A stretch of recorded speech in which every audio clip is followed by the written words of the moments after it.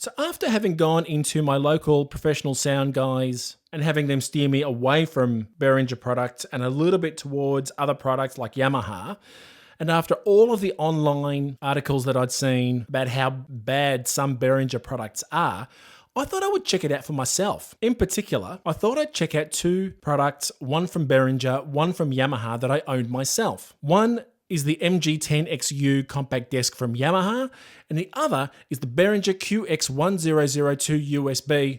Whew, that's a mouthful. From Behringer. Now the Yamaha unit has both effects and USB, as does the Behringer unit. Having said that, the Behringer unit is probably one step down from the MG10XU. There is a larger Behringer unit, say in this instance, that has about the same number of microphone inputs and some other things that make it maybe a more comparable product. But for this, it was a little bit less about a feature for feature comparison and a little bit more about, well, how do the microphone pre-input sound? How do the outputs sound? Really, it was a question of quality.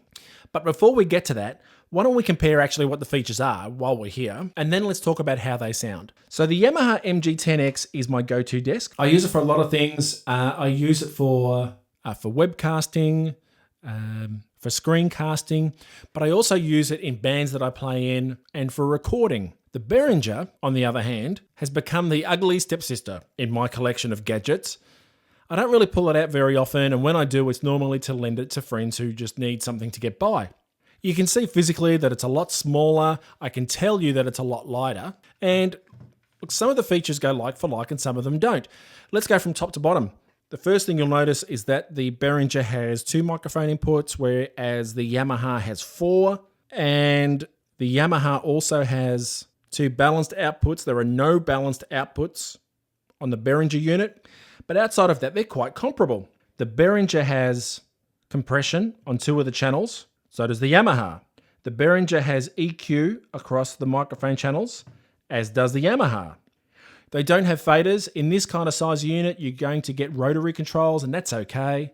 There are FX across all channels. Effects are chosen by rotating a knob and then pressing down on the knob to select the effects that you want. They differ a little bit here in that the Yamaha has a parameter to go along with whatever program you choose, and that will normally be something like effect depth or something like, I don't know, reverb time, whereas that's preset on the Behringer, and you can just change the level on that. The level on the Yamaha is adjusted down here, so they both have that. They both have separate control over monitor/phone volumes. They have a different way of adjusting their main output. So the Behringer will use a slider, and that's quite a long throw slider. That's not too bad. Whereas the Yamaha uses a knob. For me, that's neither here nor there. I think the Yamaha unit looks a little bit better than the Behringer unit, but that's just a matter of taste. They both have phantom power. The Yamaha has it located here, and the Behringer has it located here. The Yamaha can have its microphone channels padded, and that's quite handy for when you're using them for non-microphone inputs. Having said that, the Behringer has separate inputs for non-microphone inputs, and I like that approach a little bit better. It makes for a slightly bigger unit, but it makes for a little bit more flexibility for things like patch bays and the like. What else do we have? They both have high-pass filters. And really, for the sake of this comparison, that should do. Again, this is less about the functions and more about the quality. So I did 2 tests. One was that I plugged in a microphone into this unit here. It's a radial hotshot ABO. And what it allows me to do is have 1 input, and I use that for a microphone, and 2 outputs. And I get to switch between those 2 outputs by toggling that unit by hitting this button.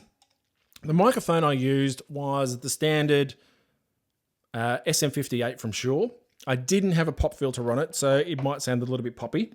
But what I did is do 2 things with those microphones.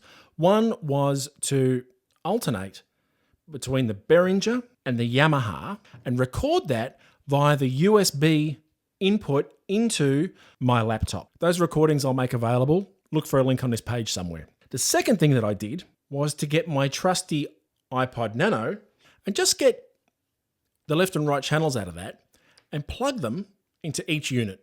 I would then alternate between the two units to see which sounded different. But because this is stereo and left and right channels might be just a little bit different because of the content on the left and right channels, what I would then do is swap them over, plug it in again, alternate between the two channels. I then recorded the iPod Nano or the material in the iPod Nano onto my laptop and played it back in stereo. So that was recorded in stereo and played back in stereo. And once it was recorded, I alternated between the two units. What I also did is I listened to the output of both the Behringer and the Yamaha from its phone outputs whilst I was recording. But whilst all was done, I listened to the recordings that I made on my laptop and I played them through a couple of studio monitors. So what did I find? Well, let's talk about the bad stuff about the Behringer first. 1, the output on the headphone jack was pretty terrible compared to what the Yamaha was doing. The Yamaha sounded much nicer through its inbuilt headphone output than the Behringer did. Secondly, this display for what the mixer is outputting is far inferior to the unit on the Yamaha. Now, there's a cost difference involved though, so maybe that's acceptable. So in Australia, you can get this particular desk from Behringer for just under $200, probably about $195.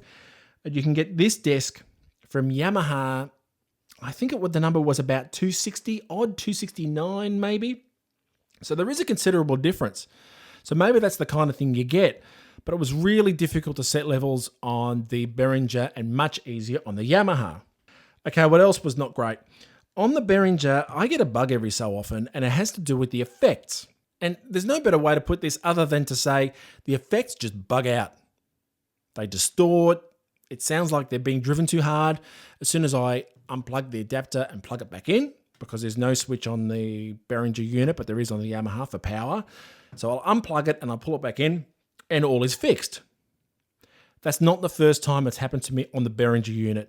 It's not what I would call common, but it's not really weird either. It does happen. The Yamaha has been bulletproof in that area.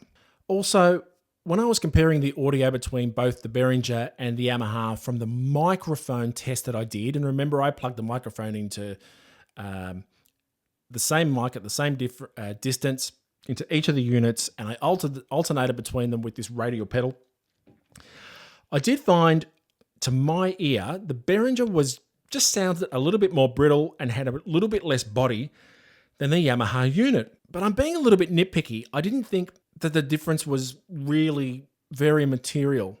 Certainly not once they were playing through my monitors. So why don't we talk about the Yamaha for a bit? The Yamaha sounded much better in my cans through the internal headphone output. It was chalk and cheese, really much better on the Yamaha. As I've already alluded to, the microphone test that I used when I recorded microphones, I thought that the Yamaha had just a little bit more body than the Behringer unit. On the downside, the Yamaha, well, the USB output into my laptop is consistently lower than it is on the Behringer.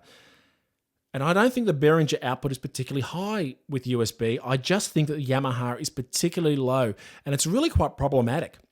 And I really had trouble mixing between the Behringer and the Yamaha because the differential on the output of USB into my laptop was huge. I mean, you can see that from this screen dump that I'll take from my laptop. I recorded audio using GarageBand, and you can see with your own eyes what the difference was in USB output between the Yamaha and the Behringer. So in summary, which do I prefer? Well, for the sake of this comparison, I'm going to ignore cost completely because I think it's a bit of a cop-out when people say, well, okay, well, when you all balance it up, if you talk about the value equation, you get what you pay for, then, you probably expect the differences that we get. Let's ignore that for now and just say, from a straight quality point of view, how do they compare? I thought they compared pretty well. The only thing I really didn't like in the Behringer was the headphone output. That is actually materially worse than the Yamaha. So if you were using the Behringer for something like, I don't know, if you're a drummer and you were using it for monitoring an in-ear click plus a track from the other band, from your band in your other ear, then that would give me concern. I'm not sure if I would buy the Behringer for that purpose. But for every other consumer type purchase that I can think of, whether it be podcasts, webcasts, screencasts, or a front of house or a fold-back mix for your band, I don't think there's much in it. Is there $69 in it? Yeah, I mean, that's 69. It's probably more like about 74. Would I pay $74 more for the Yamaha? The answer is probably yes, because of the extra inputs. But on performance and audio quality, no. I think the Behringer did fine. And to be completely honest with you, that surprised me, because I've done comparisons between Behringer and other gear before, and I have absolutely noticed a difference. But with these two compact mixers, I have to say, for everything other than headphone output, I think they're pretty comparable. I hope you found this useful.